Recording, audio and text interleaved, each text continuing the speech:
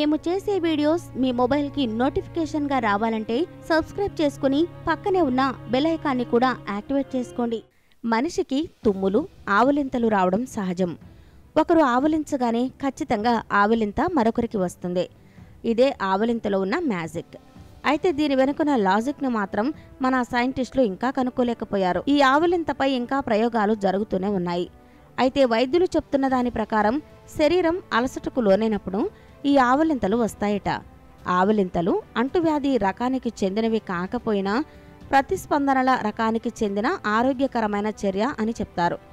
అసలు ఆవులింతలు ఎప్పుడెప్పుడు వస్తాయి, అసలు ఆవులింత మంచిదా చెడ్డదా వంటి విషయాలు తెలుసుకుందాం. తల్లి గర్భంలో ఆవులింత. తల్లి గర్భంలో ఉండగానే ఆవులింతలు మొదలవుతాయట.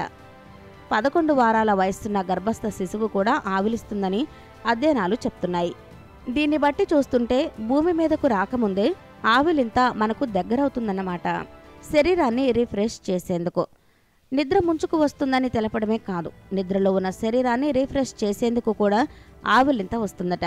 ఈ ఆవులింతతో శరీరానికి ఉండే లేజినెస్ వెళ్ళిపోతుంది. మెదడు మరింత షార్పుగా పనిచేస్తుంది. మనకి బోర్ కొట్టినప్పుడు, నిద్ర ముంచుకు వచ్చినప్పుడు ఆవులింత వస్తుంది. బుక్స్ చదివేటప్పుడు చాలామంది ఆవులించడాన్ని గమనించే ఉంటారు. అయితే ఆవులించడం వల్ల మెదడుకి రక్త ప్రసరణ బాగా జరిగి మెదడు మరింత షార్పుగా పనిచేస్తుంది.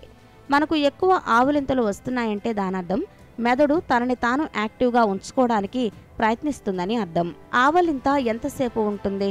మనకొచ్చే ఒక్కో ఆవులింత సగటున 6 సెకండ్ల వరకు ఉంటుంది. ఎన్నిసార్లు ఆవులిస్తామంటే మనిషి సగటు జీవిత కాలంలో 400 గంటలు ఆవులించడానికి పోతాయి. అది కూడా పుట్టక ముందు నుండి లెక్కిస్తారంట.